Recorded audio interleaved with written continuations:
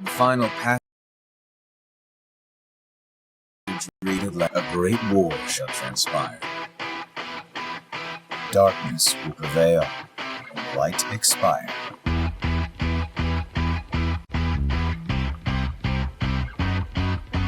This world is full of light. It's a world comprised of many smaller worlds, all connected, stretching as far as the eye can see. One great light protects us all. All worlds share one light, one fate. I take it you're talking about Kingdom Hearts. Yep. In ancient times, people believed that light was a gift from an unseen land. By the name of Kingdom Hearts. But Kingdom Hearts was safeguarded by its counterpart, the Keyblade. Warriors vied for that precious light, thus beginning the Keyblade War. All of this was decided. You really think you can change the future? All of this was decided. The truth is what you see with your eyes, not what you hear. Sounds like your trip around the world opened your eyes, but you got a little bit more than you anticipated. You must have seen a lot of darkness. So you're saying the weak feel the need to justify their actions to maintain a sense of self. You can't let that slide. You can't let that slide.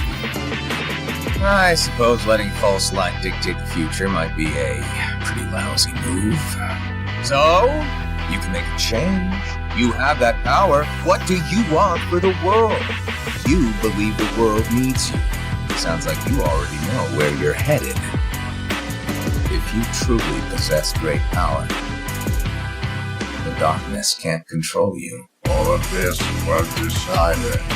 You really think you can change the future? All of this was decided. The truth is what you see with your eyes, not what you hear. All of this was decided. Why not just sit back and watch it play out? All of this was decided. May your heart be your guiding key. Who are you really? Some kind of fortune teller. Well, I could lie, tell you that's what I am, when I'm actually a brilliant artist, even a scholar. I could tell you that I dream of world peace, when I'm actually planning for its destruction. The truth is what you see with your eyes, not what you hear. All of this was decided. You really think you can change the future? All of this was decided. The truth is what you see with your eyes, not what you hear. All of this was decided. Why not just sit back and watch it play out? All of this was decided. May your heart be your guiding key.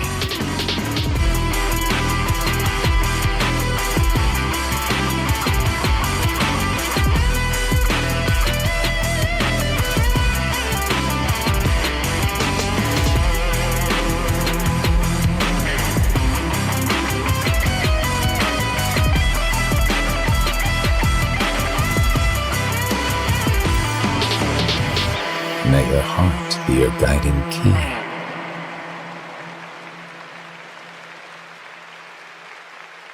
Oh, baby, what's going on, ladies and gentlemen? Welcome back to the Landy Lodge, where today we are talking about nobody else but Master Aqua herself and why she matters to Kingdom Hearts past, present, and future. I have a lot of thoughts on the topic. I think you guys are going to enjoy it, but before we continue, let's just give a major shout out to the Sages of the Lodge. The beautiful names you see up on your screen are those who are either YouTube channel members or donate as little as $1 a month to keep my nonsense going. We do have a new Sage of the Lodge who is not on this list, so they're going to get a special shout out. Kevin Hughes, who just became a member over the weekend during our Limit Cut stream. So, Kevin, big shout out to you. Yeah, look, I'm really excited for this episode. Just to keep you guys in the loop. There's a small scattered thunderstorm going on outside, so that might knock us out mid-podcast. I think we'll be okay. And I've had some connection issues the last couple weeks, but the last few days have been really solid ever since the Vanitas podcast, so I think we'll be okay. but just figure I'd let you guys know there's a chance we may lose it halfway, but I feel pretty good about it. I see we have tons of early birds in the chat already over on YouTube. What is going on, everybody? I hope you're excited for today. Just to kind of give you guys an idea, I definitely want to speculate on Aqua's future in the series, because I do think she's one of the characters that's going to be huge moving forward. The prospects of her training Kairi, I think, is more than just a little wink and a nod. I think she is going to prove to be very important. I think the journey that she went on through the Dark Seeker Saga has a lot of foreshadowing for the Lost Masters arc. I think there's a lot of things that she was kind of used as a template for. I'll go into more detail as we get there, but I do want to chronologically kind of break down her journey in the Dark Seeker Saga, starting with Birth by Sleep, and lay out why this character really matters to the series. Of course, every character matters to some degree, but just like with a Lark Seed video I put out a couple years ago, I want to speak very broadly about what Aqua brings to the series, what the series teaches us through Aqua's character, and what sort of philosophies bleed through her hero's journey. Let's get this rolling. So we're gonna start with Birth by Sleep, because again, I think one thing that's misunderstood about Kingdom Hearts is that the characters themselves, they may speak like they know the truth, but a lot of them are either have unreliable information or are sort of idealistically blinded. So, for example, the first character that fits right into that is going to be Ericus. Ericus is Keyblade Master. He's like the lead authority in Birth by Sleep, but he has his ideological blinders on, so you can't necessarily trust everything he says.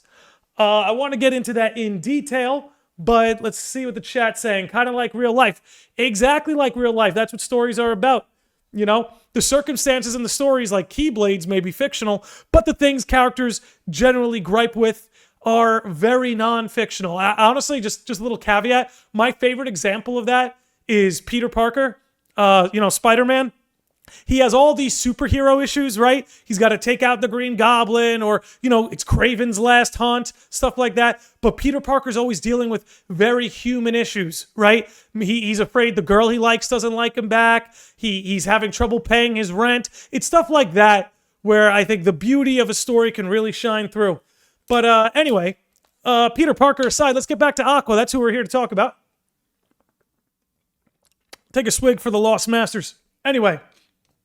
So the first thing that Aqua's story really teaches us and why she matters to the series is because it kind of breaks this light good, dark bad binary.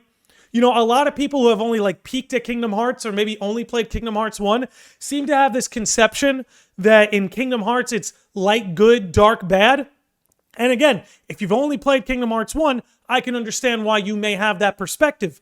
But what Birth by Sleep and primarily Aqua teaches us is that binary isn't real. It's not light good, dark bad. It's a matter of how these powers are used and wielded. So let's move on here. I want to talk about the Mark of Mastery exam and how Aqua was able to pass it, but how through all of this, we learned that Ericus's Mark of Mastery exam is, for lack of a better term, not legitimate. I'll go into detail, but just for a refresher's sake, let's get a little recap. I'm going to let this scene play, and then we're going to get into it. To let unfold, which brings us to your next trial. Now, Terra and Aqua, the two of you will face each other in combat. Remember, there are no winners, only truths. Okay, just want to say that is one of the best quotes in the series. There are no winners, only truths. Ericus, you got to take your own advice, bro. Moving on. For when equal powers clash, their nature is revealed. Begin.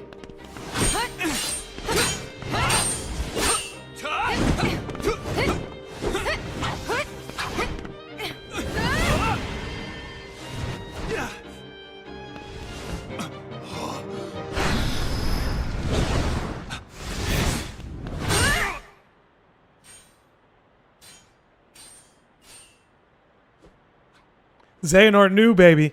Xehanort saw that. Nothing gets by him. We have deliberated and reached a decision. Terra, Aqua, you both performed commendably. However, only Aqua has shown the mark of mastery. Terra, you fail to keep the darkness within you sufficiently in check. But there is always next time. That is all. Okay, so let's put it this way. Ericus, as we know, has the ideological blinders on. To him, that binary does exist of light good, dark bad. So Terra just manifesting darkness in any way was enough for him to fail. However, what we know now in modern day Kingdom Hearts, being a master, and again, this is something Aqua teaches us, Riku teaches us it as well, but I believe Aqua teaches it to us first, is that being a master isn't just about keeping the darkness at bay, it's about integrating it, right? If you want to take it from a Carl Jung perspective, it's about integrating the shadow, integrating the darkness. That's what a master is all about. That's why Riku is a master in modern times. That's why Aqua is a master in modern times. And this is why Sora is still not a master. We'll get into that later when we talk a little bit about Dream Drop Distance. But again, Ericus's mark of mastery is a sham. It is a total sham that only made things worse. Because again, it relies on no darkness, only light. When truly, as we know, in modern times, it is much more about not just keeping the darkness at bay, but bringing it into the light, integrating it into yourself, into your power. Let me see. I have some notes here. I want to make sure I'm touching on everything.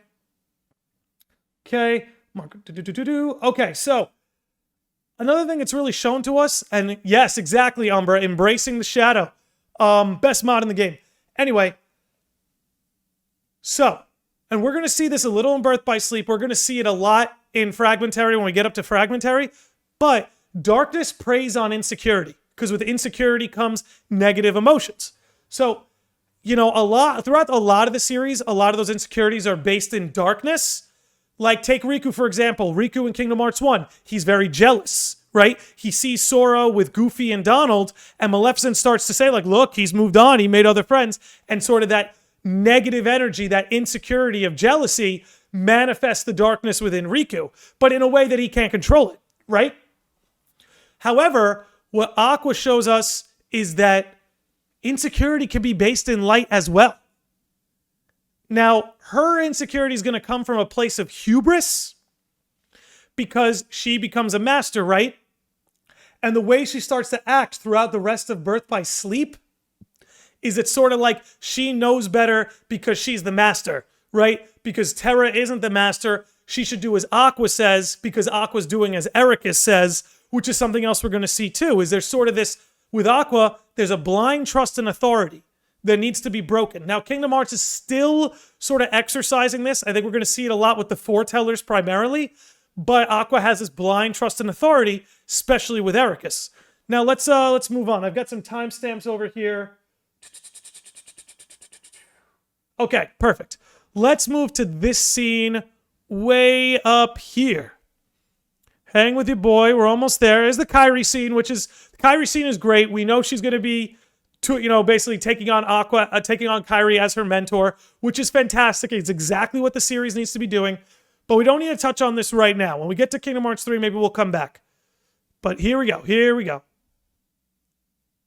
I want to play this scene right here. Obviously, it's a scene we've played before. I think I may have played this in the Vanitas podcast last week. But this is exactly what I'm talking about when it comes to Aqua and her hubris, right? So Aqua's sort of following this blind light path, right? She's listening to everything her master says, Master Ericus, following the light. Everything she's doing, following the light. Listening to Ericus, who's sort of this extremist light, while Terra's listening to Xehanort, who's sort of this extremist dark. However, both those roads of extremism will lead you into the darkness. Whether you're following the light to its extreme or whether you're following the dark to its extreme, it both leads you basically into a dark place. So, let's play this scene. Very good to see this. Let this play out, and then we'll discuss it further. Trust me, that guy in the mask is history. I'll never badmouth Terra again.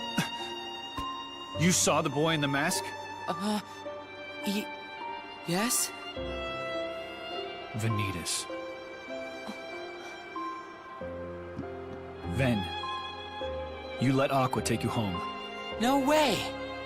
I want to go with you guys. You can't. We have a dangerous task ahead of us. I don't want you to get hurt. And what is this dangerous task, Terra? It doesn't sound like what the Master told you to do. I've got to say, like that like quick little 4-second voice line is the least likable Aqua has been in the entire series. Being a little teacher's pet doesn't sound like what the Master told you to do. And again, in her head, she's a master, right? She's part of the club. She's part of the club. Do as Ericus tells you, you know? And what does it do? All it does is push Terra closer to Xehanort. All it does is push Terra closer to the darkness. All it does is break the three of these up even further, allowing darkness to creep in more and more, allowing the chaos to creep in more and more. Again, her insecurity, in a sense, comes from a place of light. She's got this sense of hubris, right? And all it's doing is driving them all apart, pushing Aqua further towards an extreme, pushing Terra further towards an extreme, leaving Vanitas to be like the little orphan who doesn't know, who, you know, he seems to align with Terra a little bit more because he's closer with Terra, but we'll get into that a little more later. But let's let this scene keep going because look how it plays out. Again, she may be following this path of light, but she's not being good. You know what I mean? She's not being good. Let's keep it going. It might be a different route, but I'm fighting the darkness. I'm not so sure. I've been to the same worlds as you, and I've seen what you've done. You shouldn't put yourself so close to the darkness. Listen to yourself, Aqua. Terra would never. You mean you've been spying on me? Is that what he said to do? The Master's orders? And you see, this now pushes him further away from Ericus. You know what I mean? It's like playing right into Xehanort's plan. But anyway, I made a video on this, but I guess it's worth touching on here because I saw somebody, yeah, King on My Throne says she reminds me of Envy. Aqua and Envy do have a lot in common. So, what was I getting at? Right, the video. So, in that video, I kind of showed out the parallels between both Aqua and Envy and why I think they'll be destined to clash. They may not, but there's something very similar going on with the two of them, right? Look at the way Aqua was spying on Terra. What was Envy doing in back cover? She was spying on the other foretellers, right? Which is what the Master told her to do, right? Master of Masters told her what her role was, to spy on all the others, keep track of them. Well, no, hold on. Let me take that back. The Master told her to be a mediator. It's when Ira took over, and Ira and her kind of concluded that she should spy on them and report those results back to Ira, right? So again, you have both the blind trust and authority, go spy on your friends, and, you know, you get the point. Anyway, again, between the blind trust and authority and the spying on their friends, you see how both Envy and Aqua seem to have that in common. And again, what Gummy Phone says right here, make sure everyone gets along. But as we see, whether both with Aqua and Envy, they're both trying to keep the peace, but in their blind trust to their authority and them spying on their friends, all they do is make it worse. Now let's keep it going. He was only... Aqua. I get it. Terra. Just stay put. I'm on my own now. All right? Terra, please, listen. The Master has no reason to distrust you, really. He was just worried. You're off. Damn. Now, you say, I love this because, you know, Aqua makes it to the realm of dark. Aqua has a lot of low points, right? But as far as like her character and integrity goes, this is her bottom. Like, this is the low point of Aqua at this point. She's losing her friends' trust. She's driving them further apart. And we'll really get into this when we talk about Fragmentary Passage. But in Kingdom Hearts, you have villains, you have antagonists, you know, organization, Master of Masters, Master Xehanort. But in Kingdom Hearts, your biggest enemy is yourself. Your biggest enemy is your inability to contend with darkness, right? You see that with Aqua here. You see it with Riku in Kingdom Hearts 1. You see it with Sora in Dream Drop Distance. Again, in Kingdom Hearts, the primary enemy is the self. Again, the dark part of the self. It's about integrating that shadow. But anyway, I think that covers that. Okay, yep, we talked about this. We talked about destroying the light, dark binary. And perfect. Let's move all the way up. Way up. Right about here where we get to the end. So we don't have to go too crazy. We don't have to go too crazy because, you know, I'm not here to just recap and summarize Birth by Sleep. Really just trying to give you a highlight reel before we move into the broader discussion, especially once we open everything up to the chat. But what's really going on with Aqua here? You know, in a lot of ways, what is her Birth by Sleep journey about? You know, in a lot of ways, it's about becoming a Keyblade Master, but it's not about doing it in Ericus's eyes. It's about doing it in conjunction with her friends, right? It's like the perception of Ventus and Terra matters more than the perception of Ericus. So, great. I always draw comparisons between Kingdom Hearts and Naruto because I do find there are a lot of good comparisons. What do they say in Naruto? Those who break the rules are scum, but those who turn their back on their friends are worse than scum.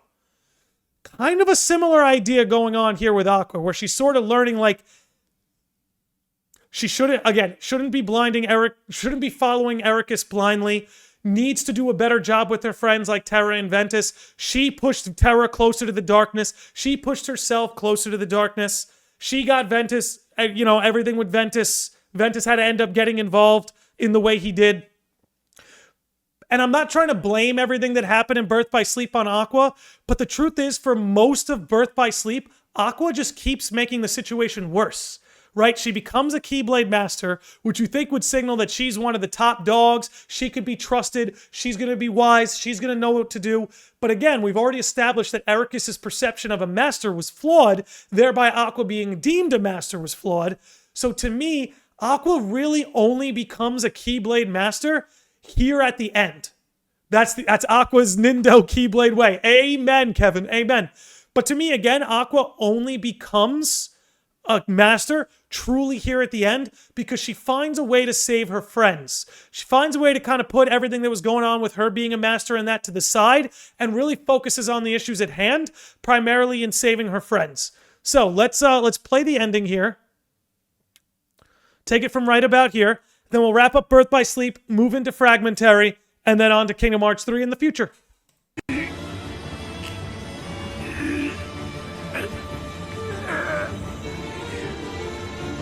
This'll teach you! Get out of my heart! Terra!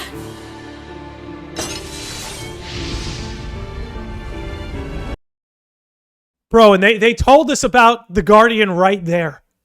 You know, I just think that's so cool. She could think for herself. Exactly. King on my throne. That's what it's about. Thinking for yourself. It's not that authority is always wrong. It's a childish thing. But they're certainly not always right. To be a master, one does need to think for themselves. And that's what a lot of what Aqua is learning throughout Birth by Sleep. But let's let it keep rolling.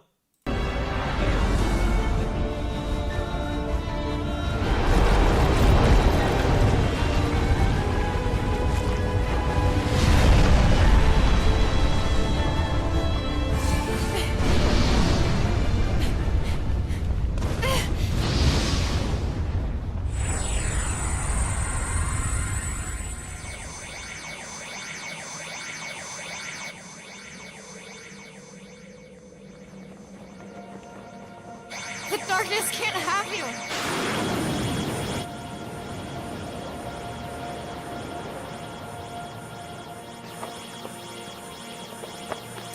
Here we go.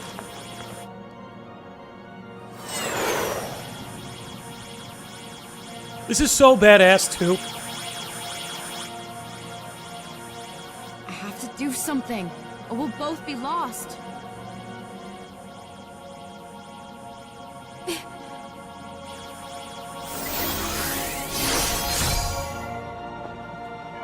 That's so All right, good. We're 25 minutes in. That's so fucking I'm with cute you.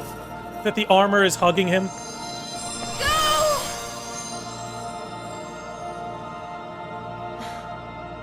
Ven, I'm sorry.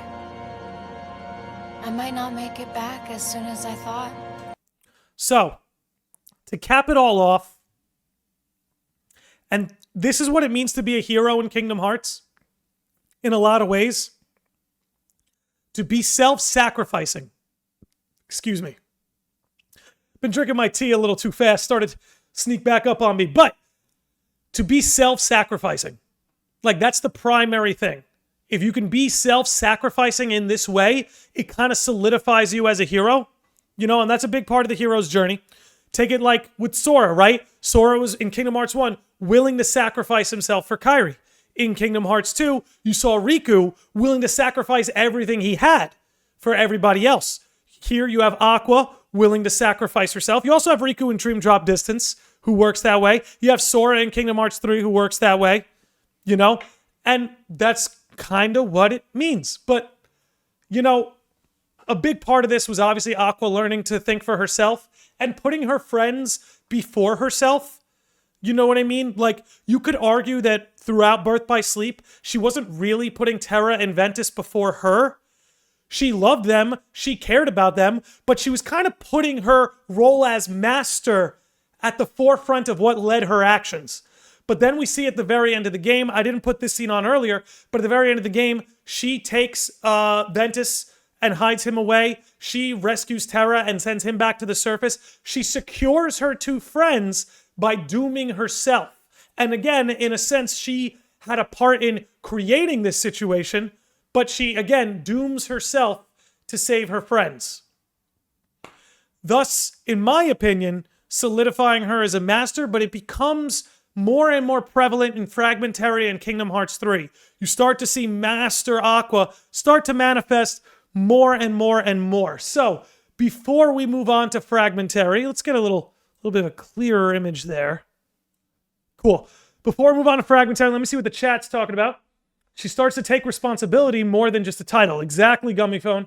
Exactly. Game Changer says, Jesus said, greater love hath no man than this, to lay down his life for his friends. You know, exactly, man. Dude, all books, all stories, all of this, it's all trying to tell us the same stuff. And right there, great example. Yosuke says, the mark of mastery, willingness to sacrifice yourself for a friend. 100%. 100%. Kevin Ribeiro says, may your heart be your guiding key. Aqua's Keyblade Master journey is she must let her heart guide her down the road she must go down. Amen. Oak Tudor says, that's the difference between the foretellers and the Birth by Sleep trio. The foretellers never got over their initial mistakes, while the Birth by Sleep trio do when they fight Xehanort and Vanitas in the Keyblade Graveyard. Yes, and we're going to get into that when we jump into the Kingdom Hearts 3 of it all, but they have the Birth by Sleep trio, they've all transcended the flaws that got them into that situation in the first place. Moving forward. And yeah, everything else I think we're pretty caught up on. Colin Donahue, how you doing? Thanks for dropping in here. Okay. True Keyblade Master doesn't just keep the balance, they embody it. Right. In their actions, primarily. But, alright, so that wraps up Birth by Sleep. Again, what is Aqua teaching us? She's teaching us, one, she's a display that the light, good, dark, bad binary is not, in fact, how things work. She's teaching us that basically the two primary Keyblade Masters, Ericus and Xehanort, are two extremes on a spectrum. Ericus being the extreme light, Xehanort being the extreme dark. And Aqua herself, the reason why she matters so much is she's really the first one to show us what it really means to be a master. What it really means to be a master. I would position that Aqua at the end of Birth by Sleep is already more of a master than Ericus was.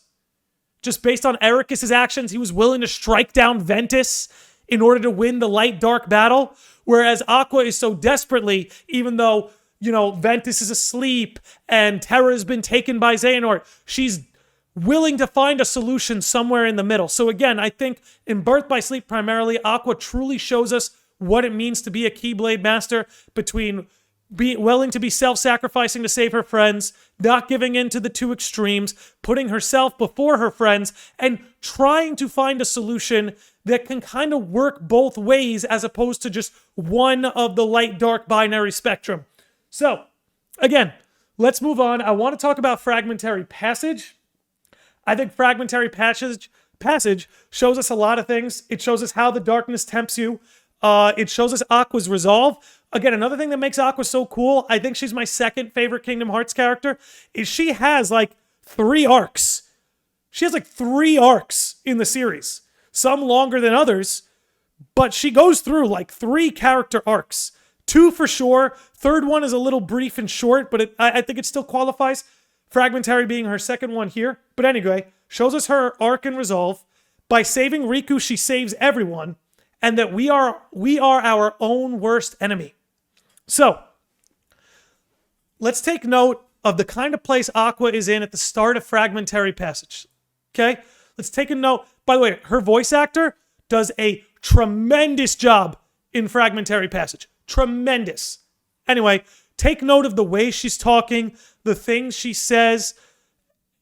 And again, another thing that she shows us here is just because you became a Keyblade Master and saved your friends does not mean your journey is over. So, let's let this roll. Keep in mind what Aqua is saying and how she's saying it.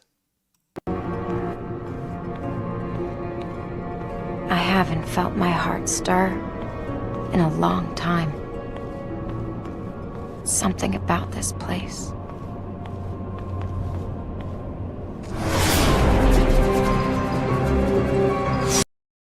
Okay, excuse me. I went a little too early there. Let's go a little bit further. Perfect. This is what I wanted to show. All right, let it roll. I took it for granted. I thought I had nothing in life to lose.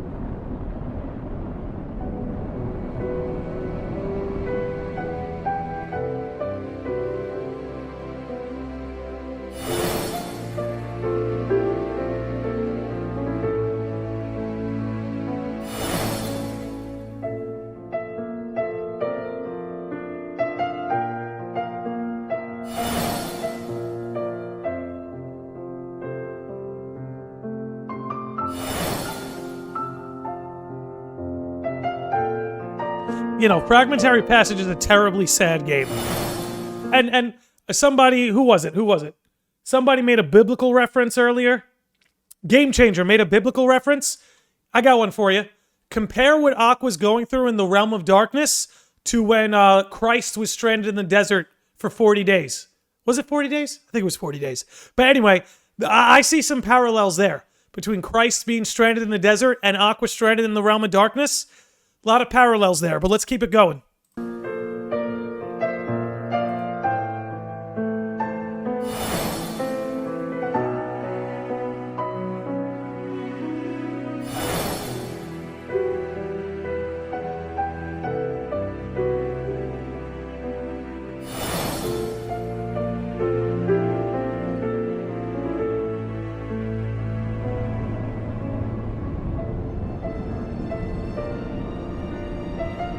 Here, too, everyone in this world thought that they were safe.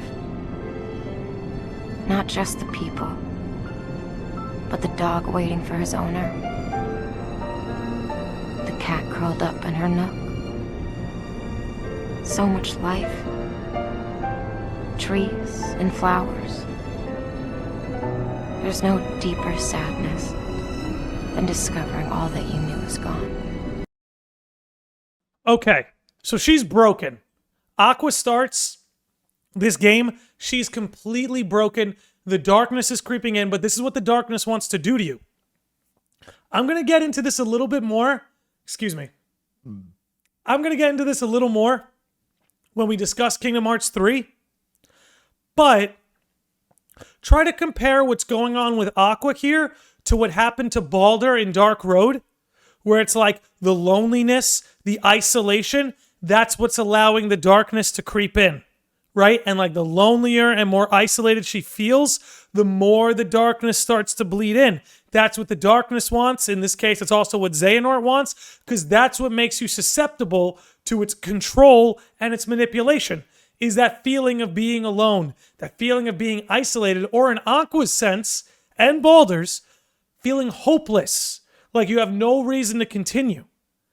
So, let's keep that going a little bit, because the darkness does take this a little further. And again, Aqua has a very unique relationship with the darkness, where for so long it seems like her and the darkness are like in this sort of one-on-one battle. Again, we'll get into it more when I get to Kingdom Hearts 3.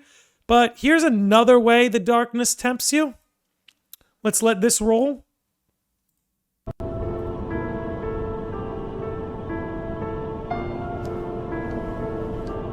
Not even memories are safe from the darkness.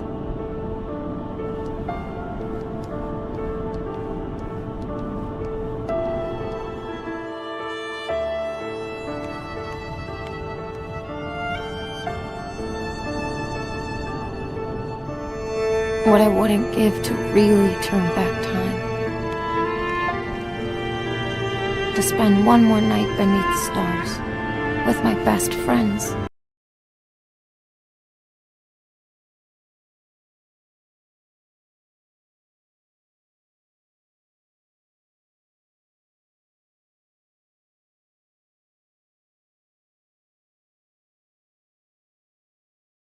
Excuse me, guys. I was muted for a second, but we're back.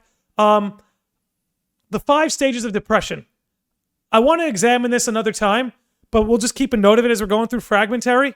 I'm starting to wonder if what Aqua's going through in the Realm of Darkness here in Fragmentary Passage, I'm starting to wonder if it's connected to the 5 stages of grief, right? Which is denial, anger, bargaining, depression, and acceptance. Right now, she's bargaining, right? She's like, what I would give to turn back time, spend one more night beneath the stars with my friends. We saw the depression when it started. I don't know if we saw any anger in Fragmentary. I'll have to go back. Oh no, we saw the denial, and we see acceptance at the end. But it's just interesting to think about. I'm gonna let it keep rolling now. I'm doing it again. Aqua. It can't be. What are you doing here? You should be in the realm of light. Oh no. Did you not make it out? Don't tell me. Has the realm of light... Why won't you say anything to me?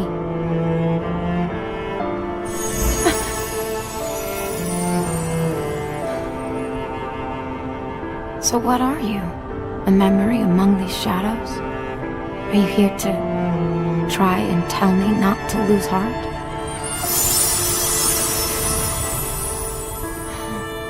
So legit, just straight up toying with her. Toying with her. She bargains what I wouldn't give to turn back time. Then she gets a little taste of it with Terra coming down those stairs, only for it not to be real. Right? She got angry when she realized who she was talking to, if that counts. Yeah, and I'm starting to pull out, and like, I think someone mentioned in the chat, they don't necessarily need to happen in order. Acceptance does need to be the final stage. Like, accepting needs to be your endpoint for the 5 stages of grief. But as for denial, anger, bargaining, and depression, they really can happen in any particular order. But again, that can be mixed up in any kind of any number of ways. So let's move on to something I was getting into a little bit earlier.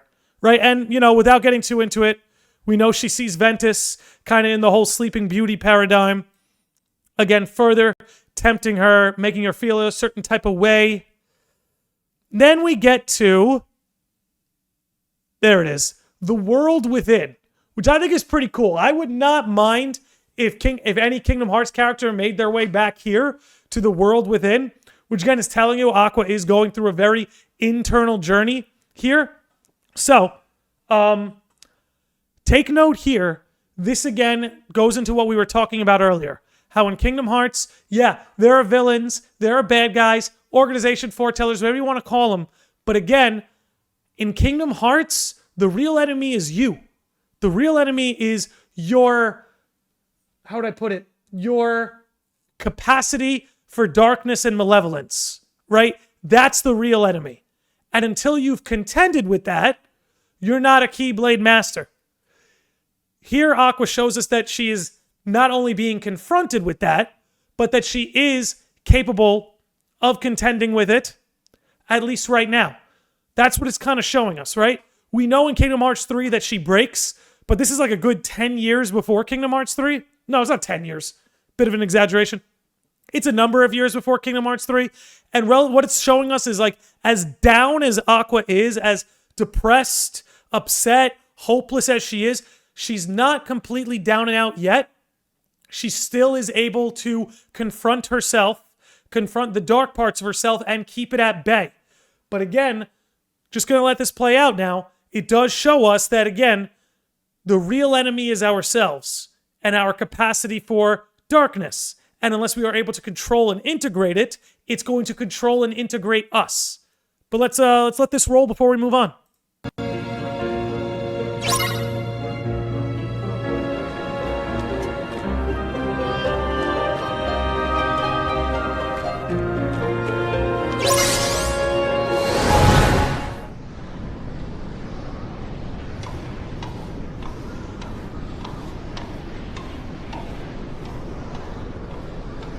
Is this what it means to face your demons?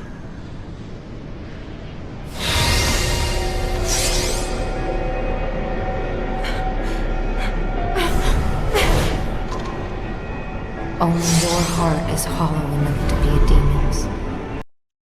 By the way, if you notice, the way I'm gonna rewind it just a little bit. The way this reflection of Aqua speaks is like the exact way Ante-Aqua speaks in Kingdom Hearts 3. Like, which I think is just a really cool detail. We'll let it keep going.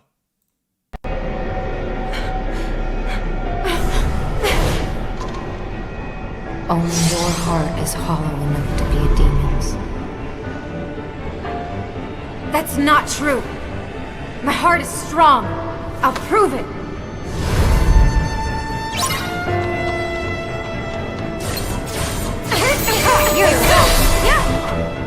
Okay, we're not gonna watch this fight. Even though it's a good fight. Let's skip on through. Here we go.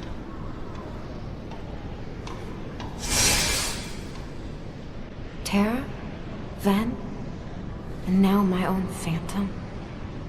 What could it all mean?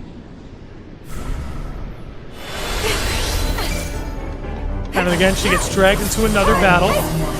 Let me mute this, move us a little forward.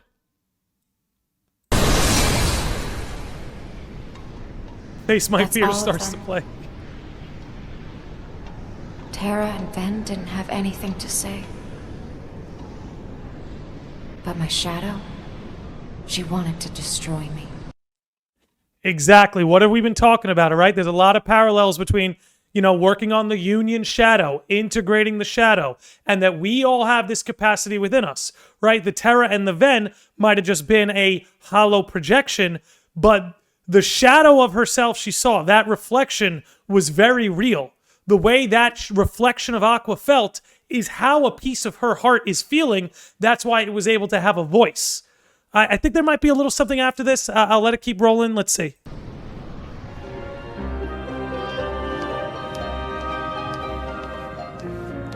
No, I think we're done, but let's just double check. Oh, no. Never would have thought I'd become my own worst enemy. And there it is. There it is. I've talked to myself a lot since falling into these shadows. But with the Phantom, it's as though all my doubts have gained a voice of their own. And to me, I really think that's how the darkness works, right? When you compare that to what happened with Baldur, and how the darkness sort of, with all those doubts, loneliness, insecurities, kind of gained a voice over him. Same sort of concept with Riku, right? His doubts and jealousy kind of took over in that sense. I'll let it keep going. She's the weakness in my heart. I know I'm alone here. Have the uncountable hours in the shadows whittled away the courage I never really had? I'm losing this fight. Okay, I want to pause really quickly because Kevin threw a good message in the chat. In Persona, which Persona is very heavily inspired and based on Carl June's work. So in Persona terms, Carl June's terms, her shadow hates her for ignoring her. It's a part of her heart she wants to keep away. The phantom in this world finally can give Aqua a piece of her mind. Exactly, that sort of resentment. You see it in Naruto too. I know I always bring up Naruto with the waterfall of truth, is that part in your heart that expresses those doubts, those insecurities, that malevolence, that darkness, it is a part of you. And until you accept it and integrate it, it's going to keep coming for you. The darkness has found the cracks in my heart. Is this the last apparition before it takes me over? Okay. Another world I know. Okay, so we can pause it here. Kind of went through all that. That's probably my favorite part of Fragmentary Passage, because it really is all about that sort of integrating the shadow work, which is a big part of a lot of modern media. Again, not just Kingdom Hearts, not just Persona, not just Naruto, but Final Fantasy 16, which just came out, was very heavily inspired by that. But let's keep this going. What do I got next? Okay, perfect. Let's keep this going all the way up to about right here. Okay. We can go a little bit earlier. Okay, so this is the part where she meets up with King Mickey, and they're talking about, this is Kingdom Hearts 1 time, but this is the part where she meets up with King Mickey, and King Mickey's like, hey, we gotta close the door to Kingdom Hearts from both sides. Sora's on one side, I'm on the other, and Aqua, already being able to be the self-sacrificing hero she was at the end of Birth by Sleep, is saying right here, like, hey, let me be the one to close the door. I'm already here. But the reason why I'm going to bring this part up in particular is, again, to show you the episode's titled Why Aqua Matters, so we're going to talk about that in all its forms. The Guardians simply just do not win without Aqua. They simply do not win without Aqua. Right? Like, how do I further explain this? So, we're about to see her save Riku, who is a pivotal part of not only the Guardians succeeding, but, you know, Sora becoming a master, Riku becoming a master. She may not have been the one to bequeath Riku, but she is the one who saved him. Kevin Hughes, a new Sage of the Lodge, is here. What's going on, man? What's going on? What was I getting at? Anyway, so even when Aqua is locked away in the realm of darkness and the shadows, she's here as early as Kingdom Hearts 1, making moves to combat Xehanort, to help the Guardians win and survive, to keep the light safe. So here, I'm going to let this roll because it's a cool little scene. Shows you that she's the one who, in a sense, saves Riku and allows them to close the door from both sides. And again, like, I don't need to say it any further, just between Sora, Riku, and Mickey, we see how Aqua helped create a situation from which they could thrive and succeed. So let's keep this going. Sorry, but the job's taken by somebody else. Huh?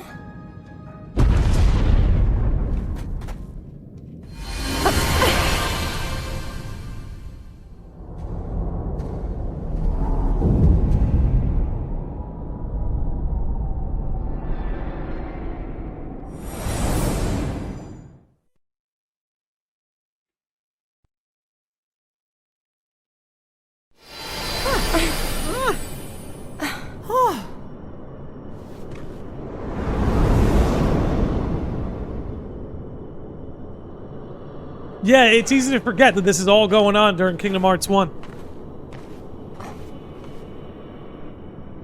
Is that the one? Yup, the door to Kingdom Hearts. Well, it's not the Kingdom Hearts you know. Not exactly. But even though it's smaller, it's still the heart of many worlds. And even if it's not a complete Kingdom Hearts, we definitely can't leave it open like this. Or darkness will escape and destroy the remaining worlds. It's time. With this key, and Sora's in the realm of light, we're gonna close this door.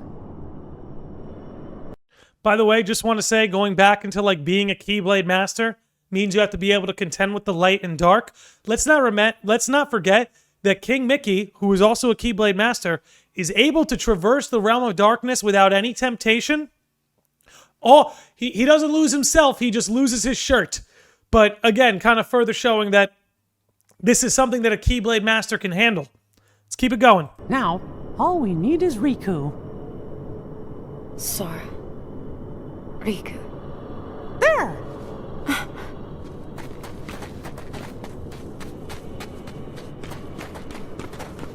That's everybody! Come on, Aqua! Here we go. Oh no! So this is it. Back off! Saves the day, baby. Saves the day.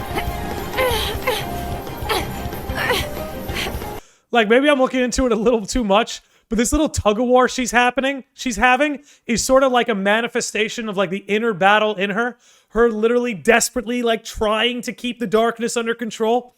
Anyway, might be me looking into it a little too much. I'll let it keep rolling. Go without me!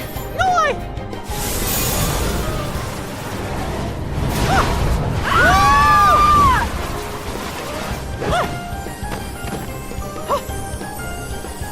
I love Nomura so much because he will include a canonical reason for why Mickey loses his freaking shirt. Anyway.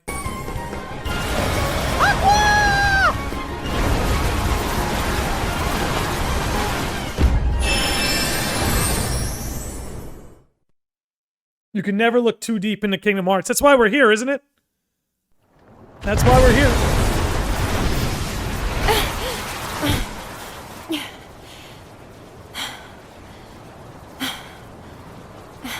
The battle for the Realm of Light is not won. Okay, so we're wrapping up Fragmentary here. This is a very important part, because if you guys can remember, do you remember how Aqua sounded at the beginning of Fragmentary Passage? Do you all remember how depressed, lonely, purposeless she sounded at the beginning of this journey? And now listen to her now.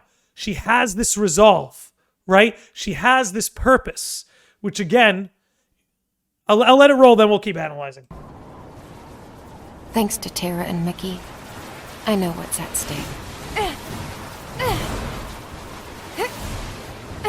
I'm not afraid. I will face the long darkness. The next time someone wanders into the realm of darkness, I'll be here. A light to cut through all the shadows. I will be their wayfinder.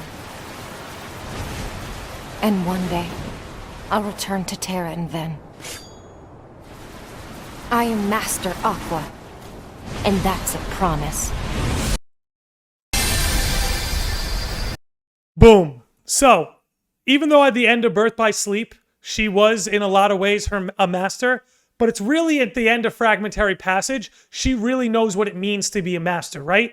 If I'm not mistaken, that is the first time she refers to herself as Master Aqua, and you have to consider everything she went through, right? Whether we're talking Birth by Sleep, confronting her own flaws and hubris, willing to be the self-sacrificing hero, putting her friends before herself, then traversing through the realm of darkness and confronting herself, right? It's only when she confronted herself and integrated that darkness that she really became a master, even in her own eyes. You know, we were talking about that, like, she needs to learn to think for herself. Well, it seems to me right here, she didn't need Ericus to tell her she was a master. She was able to act it out and kind of not convince herself, but show herself. And when you see the transformation from how she was at the beginning of this game to how she is at the very end, she as a character has now just fully transformed. Fully transformed. So again, showing us further, like, being a Keyblade Master really comes with integrating the darkness, and that's what so much of her journey in the realm of darkness is about. However, even though she was able to save others, and in a sense confront her shadow and the way she was feeling and her doubts, Kingdom Hearts 3 shows us another side of Aqua that, how do I put? I'm a big fan of it because I think every character in the series teaches us this, but I don't think there are a lot of people who are too hyped to learn this about Aqua. But what Kingdom Hearts 3 shows us is you can save others and you can save yourself, but sometimes you need somebody else to save you, right?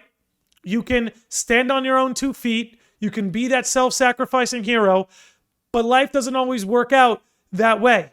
We all need somebody else to rely on, right? That's what Kingdom Hearts is about. Friendship, connections. We all need somebody else to pull us out of the darkness. Even someone like Aqua, who's in the realm of darkness for 10 years, fought it off, had a resolve, Keyblade Master, saved Riku. You could pile it all up like Homegirl's a fucking badass.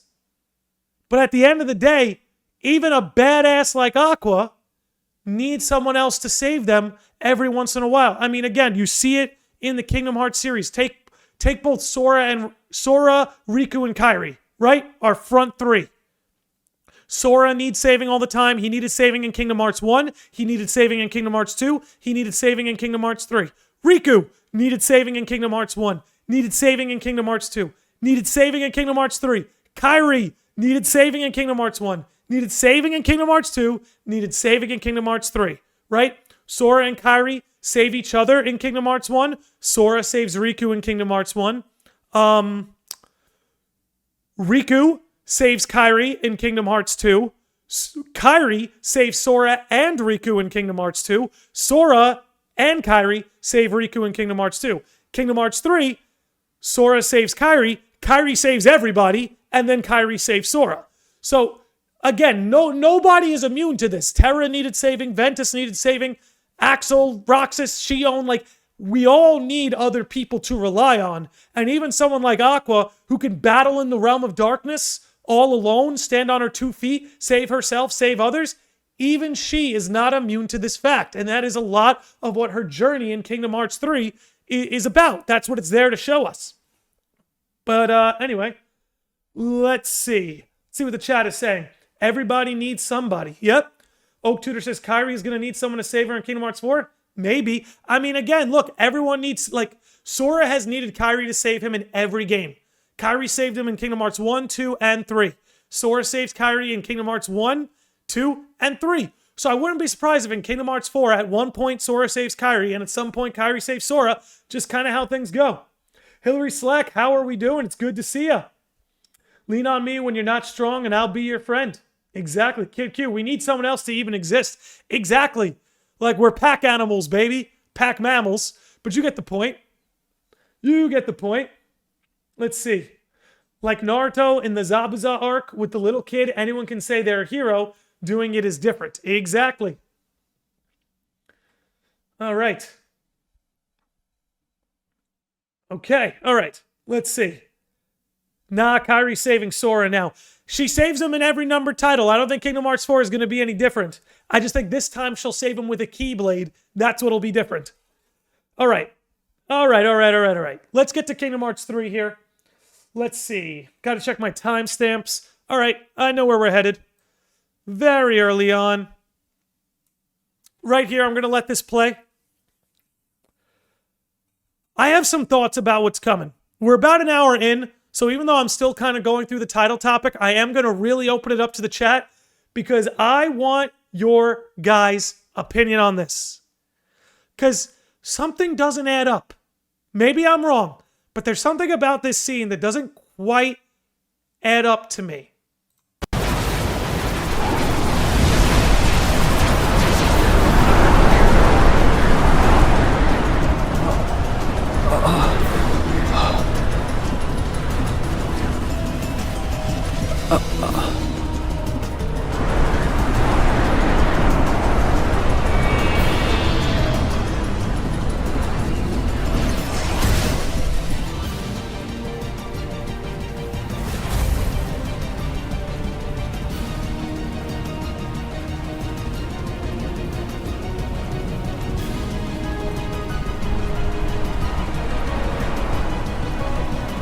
Here we go.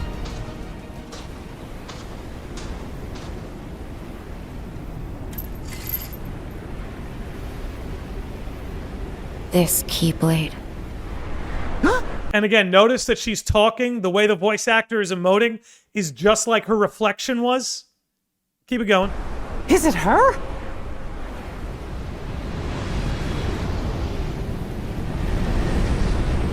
Mickey, you're too late. Okay. Okay. Okay. Okay. Chat, I'm going to need your help. I'm going to need your help. Okay? Because I've been thinking about this all day, baby. All day. So hear me out. I know the meme was Aqua got Norded, right? Aqua's Norded, Aqua got Norded. But there's something weird about this. Hear me out.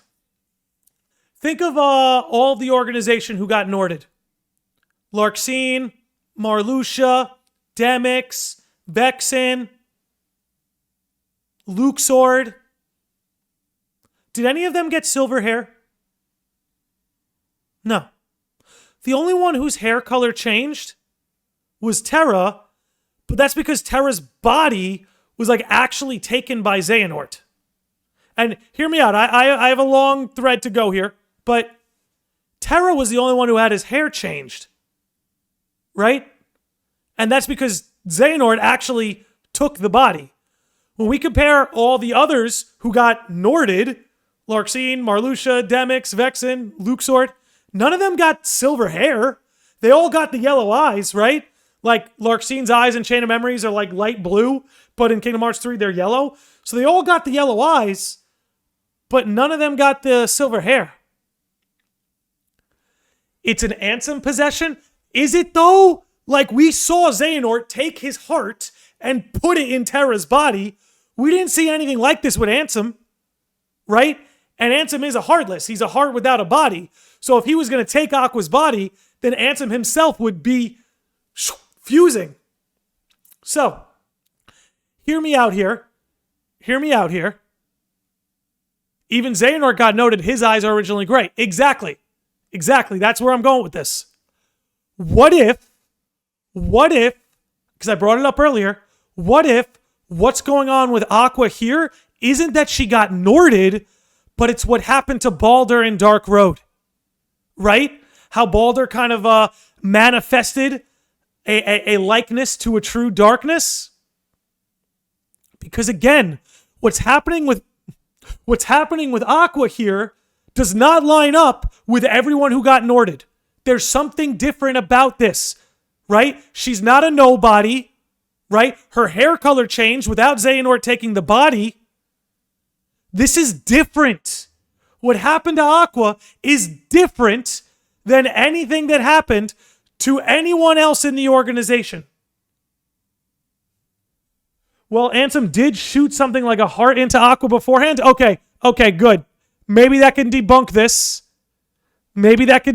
Let's go back. Let's check this out. Maybe we can debunk it. Maybe we can stop my rambling in its tracks and I can get to the stuff that I actually know. I mustn't leave you with nothing.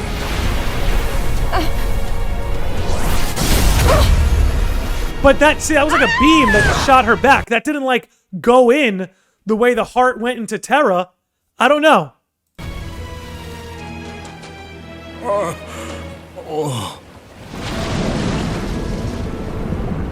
And see, like, she's still herself, unlike when Xehanort shot that beam into Terra and it was like, bam. Is this feeling? Okay, let's pull back.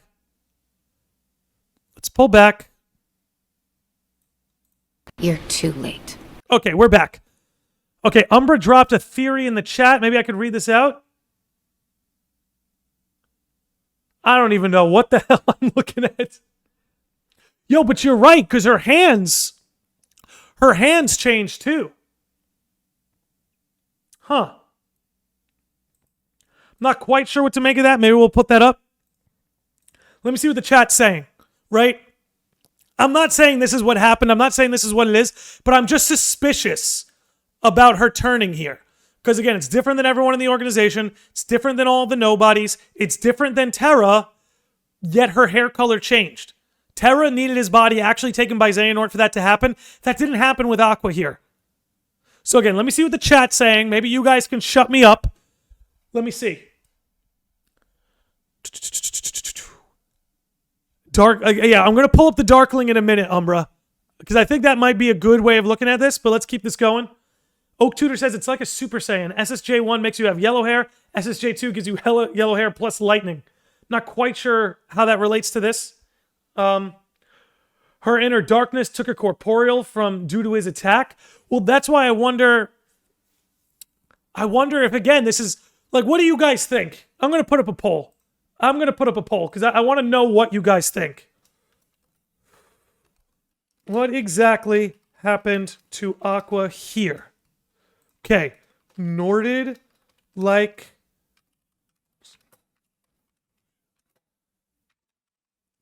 Exin, etc. Just bear with me. I'm typing in. Because I really want to get your guys' thoughts. Because I'm not going to be able to read everybody's chat. But I really want to see what the consensus is here.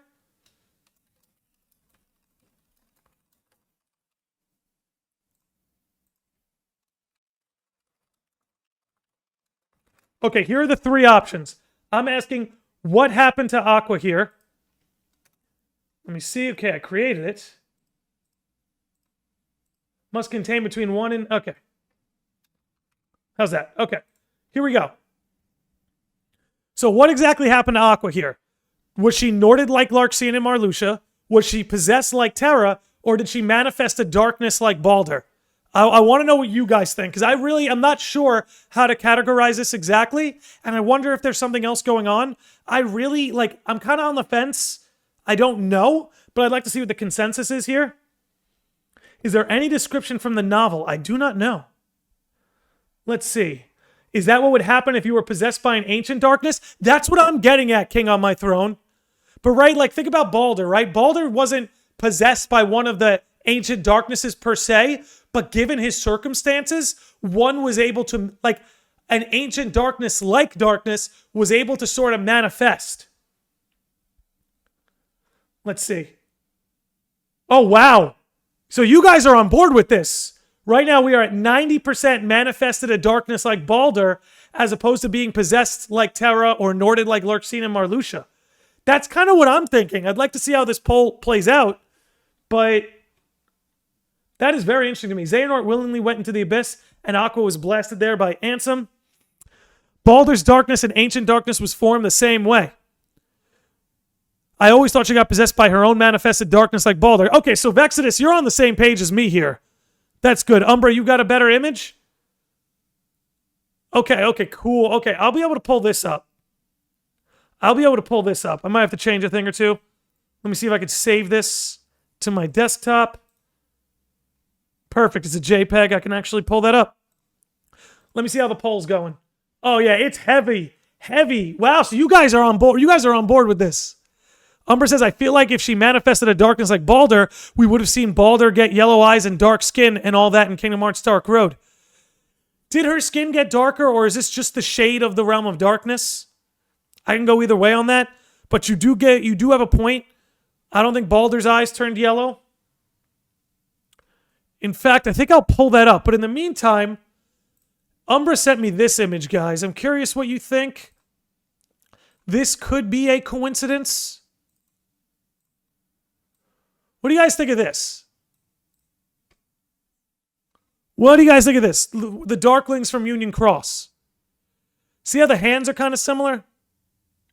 And you see how the sleeve? I know it's focusing on the hand, but look at the sleeve. The sleeve is pretty similar too. Oh, I see what you mean about the darker skin, like right there. Right on her biceps.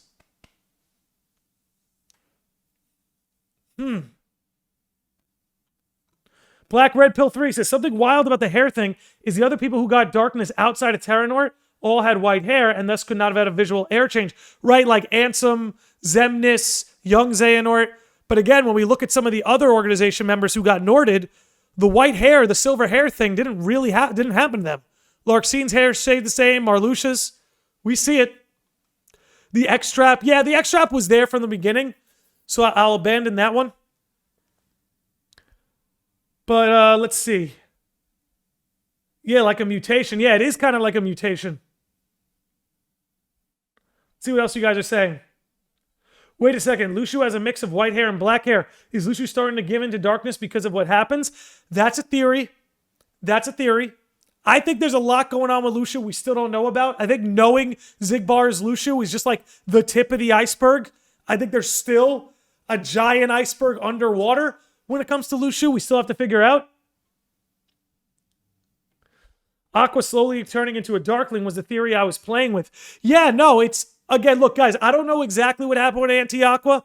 I think the whole similar to Balder thing is worth exploring. But all I'm really trying to get at is that what happens with Aqua here is just different from the organization, and it's different than Terra.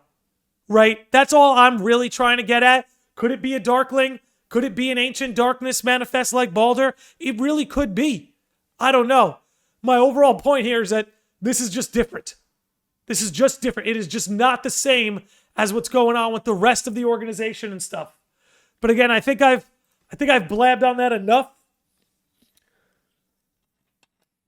Lucio did keep the yellow eyes in the epilogue. Yeah. And I think that's either him having an ancient darkness or still having Xehanort within him. Because he faked his death in KH3. It's not like the other organization members who actually died in front of us. Like, Lucio faked it. He faked his death. We saw the weapon disappear, but he didn't die the way the others died. Ugh, my nose is itching like crazy. It's because I shaved before the podcast. Anyway, one thing I want to say is that Terranoid's voice changes close to Ansem voice. So maybe in this way, if the original Lucio had a nobody, maybe Xigbar is what that sounds like, if that makes sense. And Tiger Weirdo, that also applies here, right? Terra had that voice change. Aqua did not have a voice change, right? There was no voice change. Just to push that a little further. Okay. Enough on that. That was fun. Fun speculation. But it's time to move on into the stuff that we know. And we can come back to this. You guys let me know if you want to come back to this when I'm finished yapping about what I want to yap about. But I'm going to move on. Again, this all goes down. Sora shows up. But as we talk about, Aqua was able to save her friends. Aqua in Fragmentary Passage was able to confront her darkness and in a sense save herself. But nobody in this series, including Aqua, who's capable of saving herself and her friends, nobody is above needing to be saved. And that's really what this was about showing us, you know? We all know how powerful Aqua is. We all know she's a Keyblade Master. We all know she's got a good heart. But this really was about showing us that even she is going to need saving. Now let me see. Okay. I know where to take this next. Aqua! Aqua.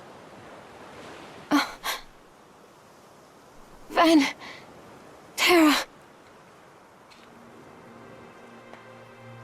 Aqua! Aqua! I love that cut. Anyway, let's move on to... Do I have the right timestamp? Yes, I do. So, this is something Andy Brew has talked about a lot, so I want to give him the credit where it's due. Nobody in this series has clashed more than Aqua and Vanitas. Aqua and Vanitas have clashed more times than any two characters in the whole series. Whole series. Now, okay, I'm not freaking out anymore. I put my beanie back on. Anyway, because your boy needs a haircut. So, why? Why are Aqua and Vanitas always clashing? Well, something I've been playing with lately, Vanitas has the mask, right? And what is that mask? It's a black mirror, right? Because with Vanitas, you're confronted with your own darkness in a lot of ways. So, I think a big reason why Aqua and Vanitas are always clashing is because, in a sense, Vanitas has a way of, girl, your hair is fine. I know. I just like it really short because it gets so, like, thick and wavy. You know what I mean? I just like my hair really short, but I also like to let it grow because I feel like if you keep your hair too short as a dude, your hair just stops growing. Like, I've got friends who keep in good health and stuff, but because they just kept shaving their heads, they can't grow hair anymore. Anyway, way off topic here. Way off topic here. I need a haircut like Riku. Anyway, I think the reason Aqua and Vanitas are clashing so many times is because, in a way, Vanitas sort of has a way of, like, mocking the darkness within Aqua. He knows how to, like, Vanitas knows how to pick her apart in certain senses. You know what I mean? So, there's this clash between Aqua and Vanitas because I think it's another way of Aqua being confronted with her darkness again. Again, look, here's Aqua. She's trying to make things right, which is a big part of what Kingdom Hearts 3 is about. You have to remember, Aqua is carrying a lot of guilt within her. She sees Ventus asleep. She knows what's going on with Terra, and she blames herself for that. How could she not? So she's trying to make all of this right. So here she is, trying to make things right by waking up Ven, and she can't. So here she is. She's in front of Ventus, can't wake him up. She's confronted with that failure, and boom, here comes Vanitas. Let's throw it up. Why? Your heart never found its way home? That was a neat trick. No wonder no one could find him. Vanitas! Why are you here? Oh, I'm sorry to interrupt your touching reunion, but surely you won't begrudge me a moment with my brother. By the way, I just love, again, the whole mirror thing. You can see in Vanitas' mask, you can see the reflection of the chair Ventus is sitting on. Just such a nice touch.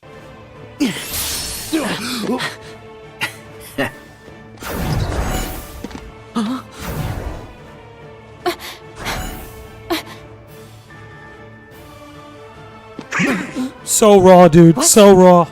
So Venti Wenti wants to keep sleeping. What am I ever going to do with you? Shut up!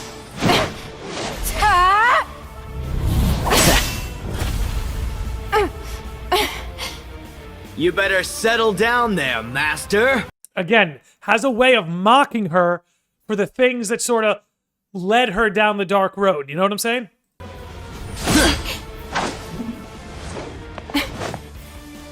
Aqua, I'll handle him. No, I'm ending this. But you haven't recovered yet. Sorry, but you've seen me too weak, too often. Little bit of that hubris is creeping back in. And I like that, because characters have to be flawed. Characters can't just be perfect. So she might be a master, and she might have transcended a lot of her flaws. But even right there, you could see that little bit of that hubris is still there. Now it's my turn to shine. And again, and I just want to say, look who brought it out of her. Vanitas. Vanitas pulled it out of her.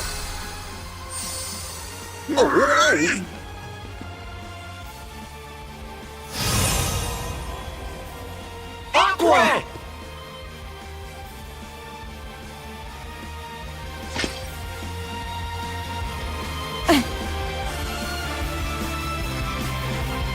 All right, don't make me watch the fight. Come on. Perfect.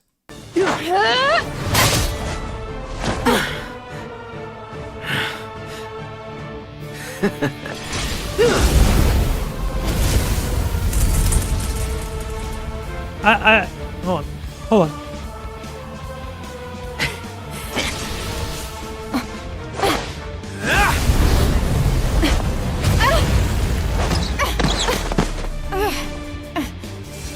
And you see, he knew he couldn't beat Aqua in the fight, but he knew how to get the advantage over the situation. He took advantage of Aqua's selflessness. Now again, Aqua being confronted with this, had she just let Sora, Donald, and Goofy help her, she wouldn't have gotten into that situation.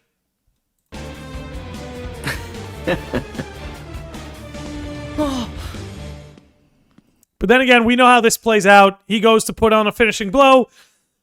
Ventus comes back. We're chilling. Now, what did I want to get to next? Perfect. Okay, so from here, let's move on a little bit. here she is. I love this scene because she's really becoming like the big sister. That's really what I feel like this scene was about. Everything going on, her reconnecting with Kairi, you know, being reunited with everybody, mentioning that she met Sora and Riku when they were like little. She's kind of taken the role of big sister, which I like. It's a good role for her. Okay, moving forward, we'll talk about Sora and Kairi, Aqua and Kairi soon. Let me see. Does she say anything of note here? I don't think she does. Yeah, no, that's pretty straightforward. Okay. Let's get to a scene that I know bothered a lot of people. Right here. No! We should all get to safety while we still can! It's too late for that.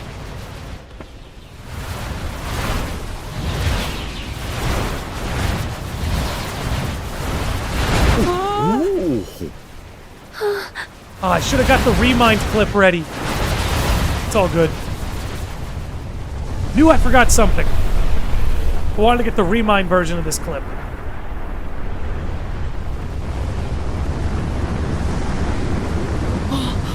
Let me see if I can pull up a picture.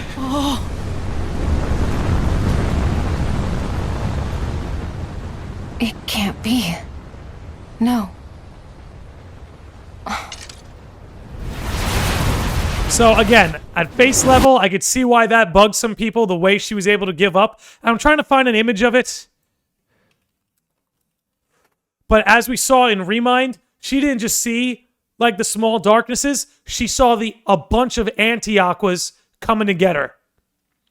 Bunch of anti-Aquas coming to get her. So what that says to me, why that darkness is still there, that PTSD, as you might say, Vexidus, is because she still blames herself for what's going on, right? Keep in mind who appeared before. This is all about fighting Terranort, right?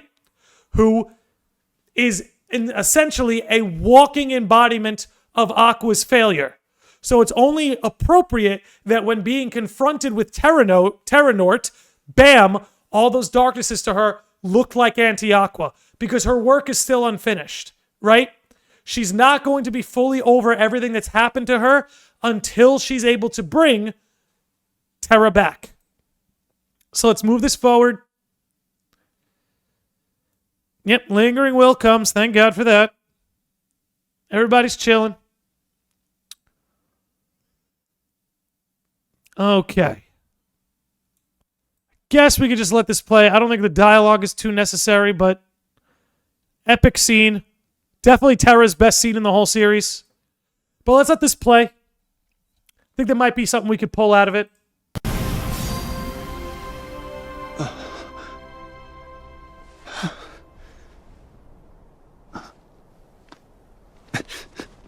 Aqua! Ven!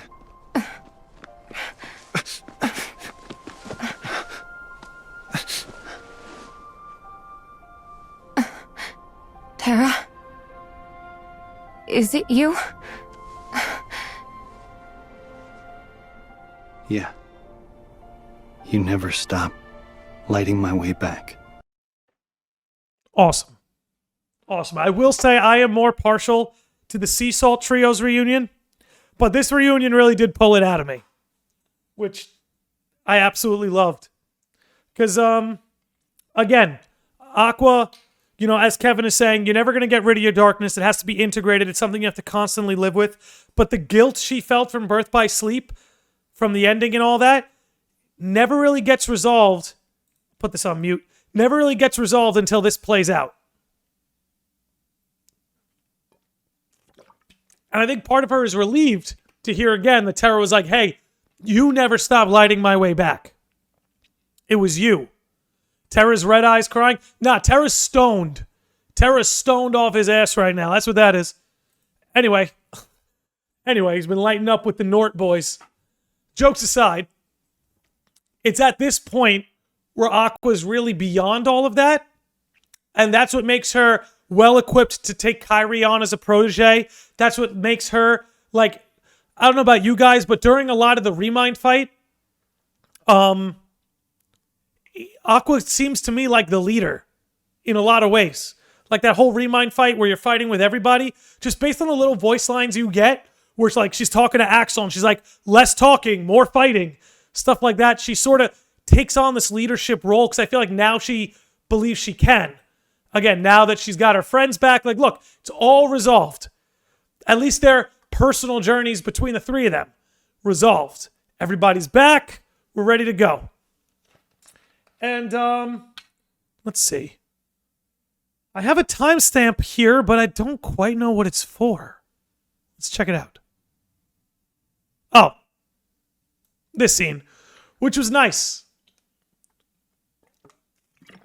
Oh, boy. Okay. His body did just get beat up by them. Yeah. He got beat to shit. Bro, no word. No. How dare. They are my favorite characters besides Sora. They're a great trio. And Birth by Sleep fleshed them out a lot. I just think that the Sea Salt Trio's reunion was a little bit more satisfying just because you get to see so much time with them together. Like 358 over 2 days, that trio's together like the whole time. Yet in Birth by Sleep, these three are separated pretty early on, you know? Oh, I meant them. Oh, okay, sorry. Okay. All right. So that's pretty much going to do it when it comes to going through Aqua's journey and why she matters so much to the series. So I'll try to rattle off everything that we covered, try to summarize it quickly before we really dive into the chat here. But at the end of the day, Aqua shows us a lot of things. Through her, we see the light good, dark bad binary get broken. We see that Ericus's philosophy on the light is completely flawed and only leads you to darkness, right? Ericus's philosophy was the whole light good, dark bad. And look what happened to him and his pupil. Ericus was trying to strike down his own pupil, concluded my own heart is darkness. Aqua ended up in the realm of darkness, taken by darkness at one point. So it just goes to show that that sort of ideological perspective on light and dark is only going to lead you to a bad place. And again, through Aqua, the series communicates that. They communicated through Riku too and some other characters, but Aqua's one of the primary ones. And again, I just think what she also shows us is that the mark of mastery is not based in light. The mark of mastery truly is about integrating your shadow, integrating your darkness. Riku is a great example of that in Dream Drop Distance. Aqua is a great example of that in Fragmentary Passage. It's all about integrating that darkness, integrating the shadow. That's what makes you a master. Let me see. She shows us in Fragmentary Passage how the darkness will manipulate you and test you. Before we saw what happened with Baldur, we see it with Aqua, that being isolated, being alone, having your doubts get louder and louder, that's how the darkness creeps in. We saw everything with Aqua's arc and resolve, the way that, even when Aqua wasn't on screen, one of the major reasons she matters is she's the reason Riku was able to survive in Kingdom Hearts 1.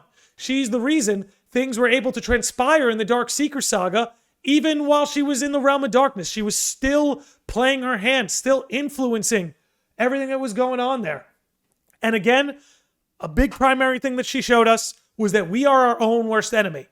This is the third time I'm saying it this podcast. Kingdom Hearts has their bad guys. You have your Xehanort, you have your Masters, you have your organization, you have your foretellers. They might be the villains, but the real evil is the darkness within everybody's own heart and how everybody has to contend with it. She shows us that. Fragmentary Passage primarily. Kingdom Hearts 3, she shows us that even when you're capable of saving your friends like in Birth by Sleep, even when you're capable of saving yourself like in Fragmentary Passage, Kingdom Hearts 3 shows us even when you're capable of all that, you still need to rely on people. You still need to rely on friends, family, loved ones. Even someone as badass and powerful as Aqua is not immune to that. That's what Kingdom Hearts 3 was about showing us. And talked about everything with the Vanitas confrontation. And again, now that we know Vanitas is connected with an ancient darkness and the whole conversation we had about anti-Aqua earlier, the fact that they keep clashing and they've clashed more than anybody else in the series Raises some eyebrows, dude. Raises some eyebrows. And lastly, before I wrap it up and we talk about Aqua's future and we talk, to you guys, the chat a little bit more, at the end of the day, Aqua is able to fully forgive herself when she gets her friends back. She had that PTSD moment in the graveyard because she was confronted with Terranort and the darknesses came to her and manifested as anti-Aqua because, again, she was confronted with that guilt. But now she's beyond it and she's in a position where she can start to train some of the other masters. Which, let me get an image up on the screen. It's not an important one. Just a good one to have. While we discuss things a little bit more openly. So, chat, this is where you guys come in. Let's talk about her future. Right? Because I think she really matters to the future of the series.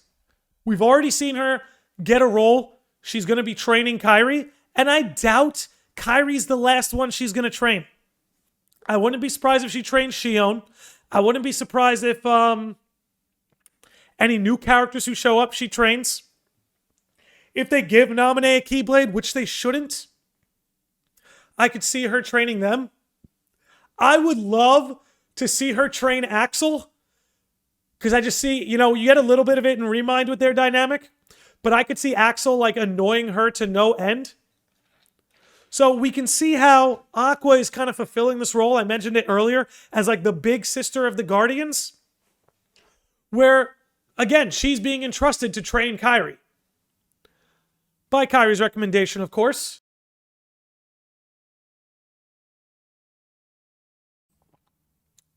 And when it comes to the future of the series, we've talked about Envy, but I want to talk about the Foretellers as a whole.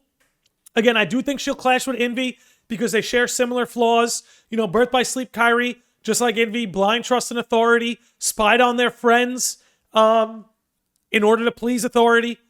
It's all there. Aqua's beyond it now, Envy not so much. But I think in a lot of ways, characters like Aqua, Terra, Riku, they're going to trigger the Foretellers, right? Because these are characters who have contended with darkness. These are characters, even in the case of Riku, who actually wield the darkness.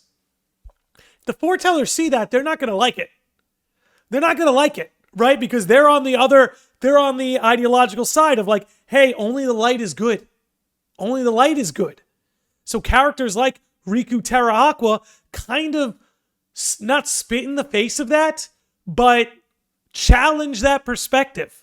So that's why I think characters like her are going to be so important to the future, because a lot of these characters who are coming in right now are going to see characters like Aqua and just see what they're doing as wrong or even evil.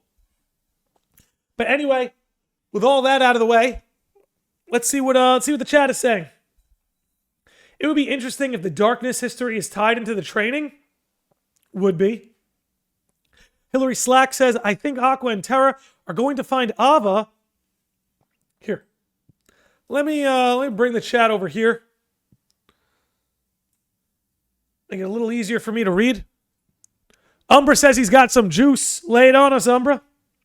Anyway, Hillary says, I think Aqua and Terra are going to find Ava and maybe the true Scala while they are in the realm of darkness.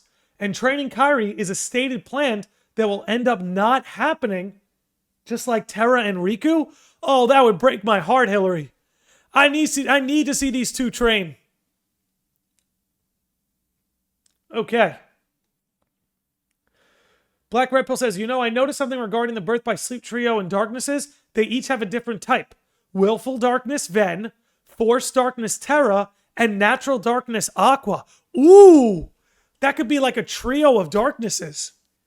That's interesting. Queen of the Darkness says, Rural Neptune. Yeah, if we pull that up, I still think I have that. Yeah. If the whole Darkling thing that we were talking about earlier is true, you could see that, Queen of them. Pretty interesting. Let's see what else we got. Can we go back real quick just to talk about the Darklings just one more time? I wanted to talk about similarities with that and the Inferno Heartless and the Keyblade Graveyard. All right, yeah. Oak Tutor. Fire away. I'll read it. I'll read it. Umbra says, Landy, I've got the juice. So I loaded up Aqua and Anti-Aqua's models side by side in the same scene together and rendered them. And there's a lot more differences between the two than I realize. Anti-Aqua has different shirt colors, shoe colors, hair, darker / more decolored skin, and more. I provided the front and back renders. Shout out to Stick Love on DeviantArt for providing the models. Okay, let's do this. Okay. Oh yeah, I could pull this up. All right, let's pull this up. He's got the juice. He's got the juice. Okay. Okay. Let's do it like that, right? I think that's a good way to position this. Maybe we can get a full body. Let's see. Okay, yeah, okay. Okay, here we go. Here we go. Let's give these a look. Got the juice. So, yeah. The shirt color changes. Sleeves completely changed. Now they're like ripped up. Her skin is changing, right? You see like this darkness skin sort of taking forward. This sort of like dark purple. Regular Aqua versus Jersey Shore Aqua. Yeah. Eyes are different. Gloves are different. You know what? Let's actually pull this up with that. Yeah, maybe we could do like a full... This might look a little sloppy on screen, but you get the point. Oh, actually, I know what to do. I know what to do. Here. Let's get just the Darkling. Right? Let's put him here. These two there. Interesting. All right, Oak Tutor, what do you got? You want us to go back to it? We're back to it. Tell me what you were thinking. Black Red Pill says, when you think about it, the Lost Masters arc would be the false masters who fight to destabilize the balance versus masters who fight to maintain the balance. Yo, that's a great point. That's a good point. You have the masters who are looking to maintain the balance between light and dark, and then you have the foretellers who are trying to like squash the darkness out. Darkling and Inferno similarities. Both have red-purple crossover on their chest. Excuse me. I lost you. Both have red themes close to their hands and head. Both have horns, black hands. Yeah, I guess that's kind of what's missing from the Anti-Aquas. They're not any horns. But I see that. Okay, don't know why it gives a warning. No worries, I promise. Yeah, I don't know why it gave me an 18+ warning for that picture. Maybe they've collected some data on the people who are looking at it. Her regular skin tone is darker and discolored too. Yeah, from lack of sunlight.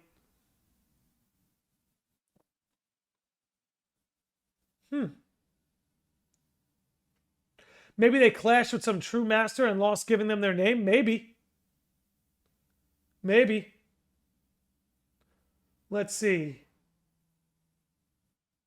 How were the Darklings created again? Asks Enrique. Oh, okay, Umbra's got it right here. Born from Keyblade wielders who succumb to the darkness in their hearts, these Heartless retain the ability to speak and access the lanes between. But unlike their human forms, they do not draw power from the Book of Prophecies fragments during battle.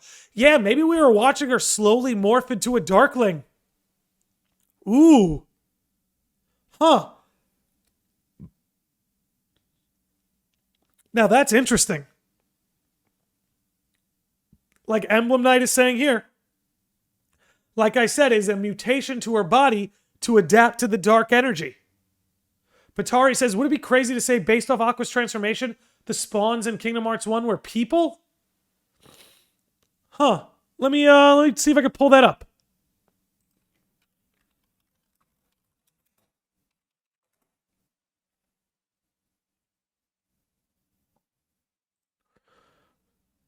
If anyone could track down an image of them, I'd be happy to pull it up so we could try to compare. The yellow eyes too. Yeah, that's true. The Darklings have yellow eyes. Let me see. Anything else? Man, if they gave her wings, that would have been nuts. Do we think Kingdom Hearts 4 will have a moment like Kingdom Hearts 3, or will it feel more smooth, less Kingdom Hearts-like, more fluid in a way? I think it's going to be more fluid. That's my opinion. Darklings have wings and Aqua doesn't. But either way, I have to leave. Bye, guys. Oak Tutor, dude, thanks for hanging out, dude. Always love having you in here. Ven is once again being connected to Darklings through Aqua, though, which is another thing to notice. Guys, going to reconnect with my boyfriend. So stoked and ready. Oh, well, I'm glad you brought that up, Elena. By the way, can't wait to meet you and your boyfriend. It's going to be a great time. But you bring up reconnect. Let's take a moment to talk about reconnect.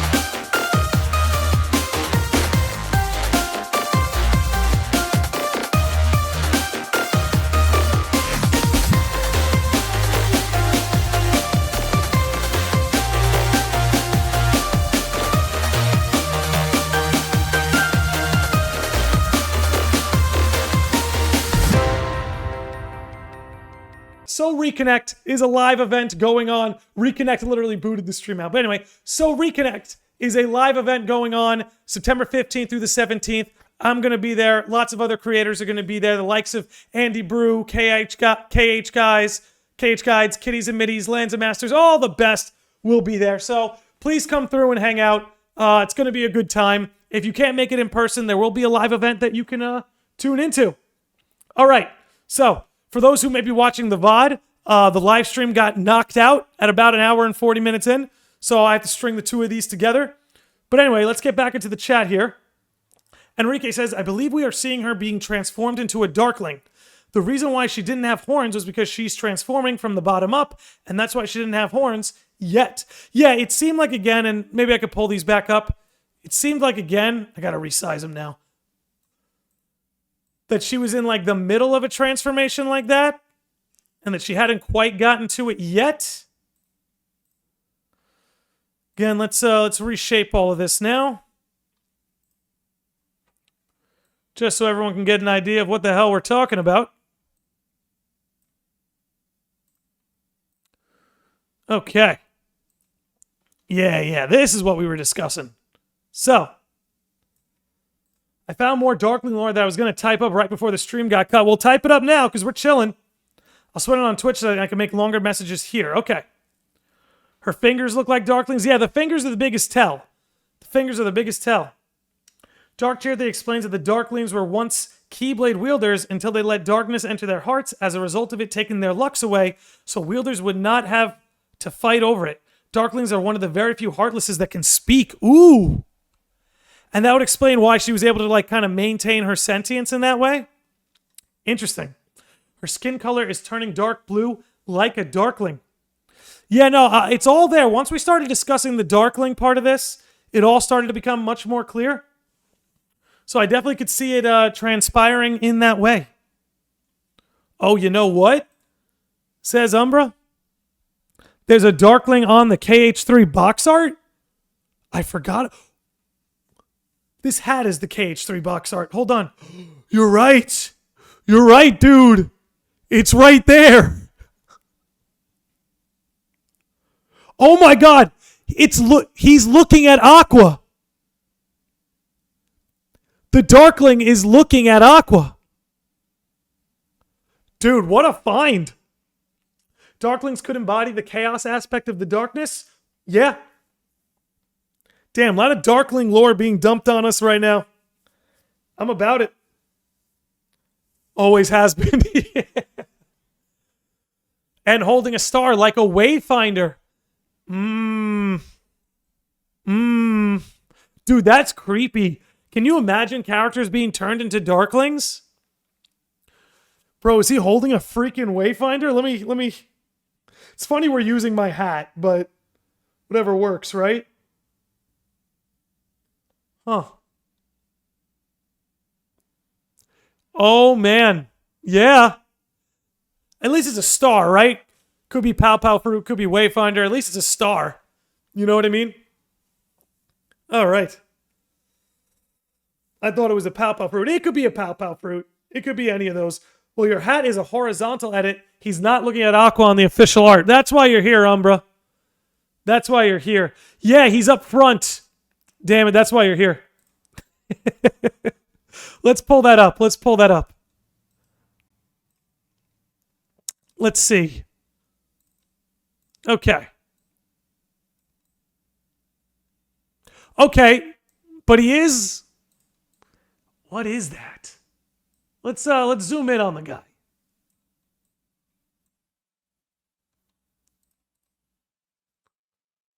What are you holding, bro? Yeah, what exactly is he holding? What? It's glowing. What is it? Could this be alluding? Okay, I might be going a little too far here. But it just makes me think of what the Nameless Star said about Yuzora. He's been changed beyond recognition. Makes me kind of wonder. And yes, Will's word, that is a cat. The cat on the box art is supposed to be based on Nomura's cat. It has a loop thing on top. Let's see. Okay. Dude, Umbra, you're the best, man. Thanks for throwing these images at us. I got a Darkling image for you guys. We'll be able to take a closer look at it in just a second. Check it out.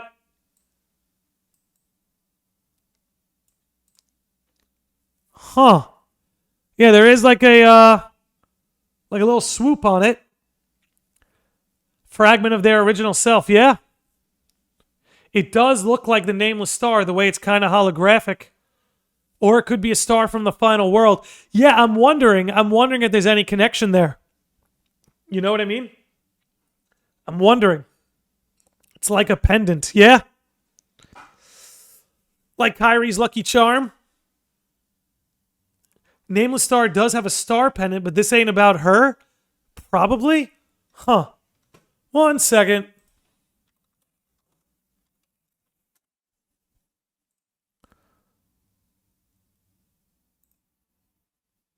One second. Okay, nah, I don't see anything.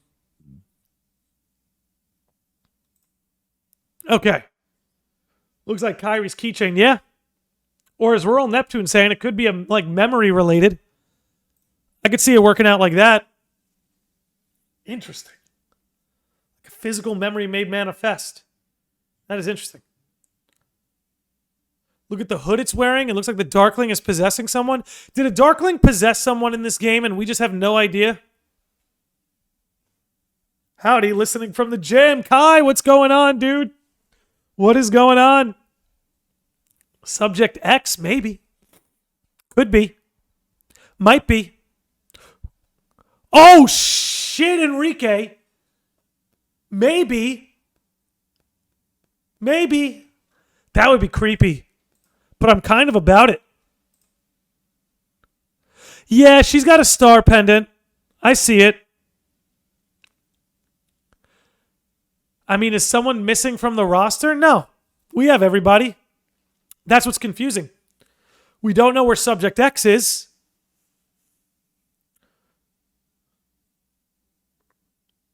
What if it's the form Kairi's heart took to hold Sora back? It could be something like that. It could very well be something like that. I don't know. We don't have a lot to go on. We don't have a whole lot to go on. Are you sure, says Will's word? I don't know. Will's word, do you know? I can't think of anyone who's missing. Are we missing someone? This got Nomura written all over it. He's placing plot crumbs for the next game. Well, that's the thing. That's the thing. Let's do this. I'm going to do it. I'm going to do it. I'm going to do it right now. I'm going to do it right now. I'm doing it. You and you. Jesus. Let's not break the jewel cases, Nick. Okay. Oh, man. Actually, never mind. It's the final mix covers. So, never mind, because I pulled out the PS2 covers. I don't have a hard copy of Final Mix. But here's the thing. The covers are always foreshadowing a world in the next game. That's like, the covers, Kai, I'm glad you brought that up, because the covers are really all about foreshadowing. So, like, in Kingdom Hearts 3, you see Quadratum. Quadratum is being foreshadowed. Let me pull it up. 1 second. I'll pull it up as proof. Kingdom Hearts 2. Okay. Final mix. Damn, I can't get an image. Kingdom Hearts 2 final mix. You guys are seeing, actually, I'm just going to speak it. I'll try to pull up an image. But the Kingdom Hearts 2 final mix is foreshadowing the final world. You know, you see the final world on it. And the Kingdom Hearts 1 box art is showing you the world that never was. So the box arts are always foreshadowing the future. It makes you want, maybe, ooh, geez, man. Is someone going to turn into a Darkling in Kingdom Hearts 4? Kairi's heart is missing. Well, Kairi's back. Can't get over the hood. Yeah, we're missing pets. Look at the clock tower. What should I be getting? Will, you got to help me out. Just spill it out, Will. I'm looking at the clock tower. Who are we missing? Who are we missing? Help me out, Will. If you look at how Kairi was struck down, it was unique to her. Even Sora finding the parts of her heart was unique to her. Interesting. I mean, if Subject X was a Keyblade wielder, that's why I like the Subject X theory right now. That's the one I would go on. Umbra's cooking. 6 hooded figures, 1 is missing? What do you mean? What do you mean? Give it to me in straight English. Umbra and Will, feed me your theories in straight English. What if her body was taken from her just like the Stargirl? Like, yeah. Said it earlier. Remember when Nomura said the points on top of the skyscraper were supposed to be hooded figures in the KH3 box art? Oh! And one is... Might be Ava! Will! Plus what? Will, Umbra, Neptune. Maybe. You might be onto something. That Ava's been turned into a Darkling. How long have you been streaming? Says Dreadnought. In total, about 2 hours. We're going to wrap it up soon. The first stream got cut out because I lost power. But it's been about 2 hours. Ava had her own mission and she carried it out. Yo, what if she's this Darkling, dude? Oh. This is nuts. Ava, Subject X, could be one of them. Could be one of them. Just don't know. You just don't know. The star could symbolize Lux. It could. Could be like the light. Let's see. Yeah, she's trying to help the Guardians. Yeah, in a sense, she's helping from the shadows. I really like this. I really like this. I might have to do a full-blown video on this.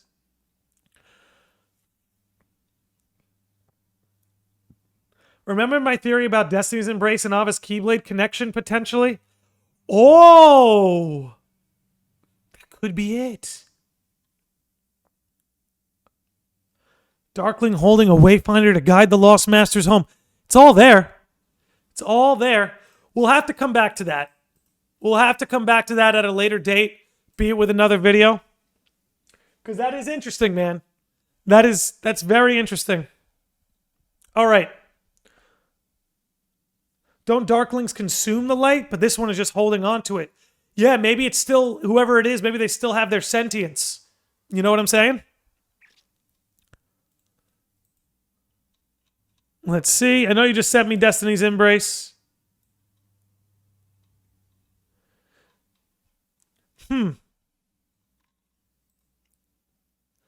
Maybe, because I don't see the like leaves hanging off the Palpa fruit like on Destiny's Embrace, but maybe. The one about Darkling stream. That might be next. That might be next. The one about the Darklings. But I am going to wrap up the episode here, guys, because it has been about 2 hours. So I want to wrap it up here. I'm going to have to string the 2 streams together because they got split up. So the stream won't be available on YouTube for a little bit because I got to stream them together and then upload it. All I would ask everyone who's tuned in, if when the episode is uploaded, if you could just click on it and give it a like just to give us a little boost, that would be great because I am pretty much losing all the likes and stuff from the past 2 streams. But anyway, I am going to wrap it up here. This was a good stream. I'll have the whole thing connected and uploaded within the next hour. I hope you like long stories, Landy. Yeah, for real. But anyway, it's been awesome. I love you guys. It's been another great stream. I'm going to re-upload this within the next hour or so. Make sure you give it a like. Thanks for hanging out, everybody. Another great episode. Always love talking about Aqua. Good night, and we will talk to you later. Peace.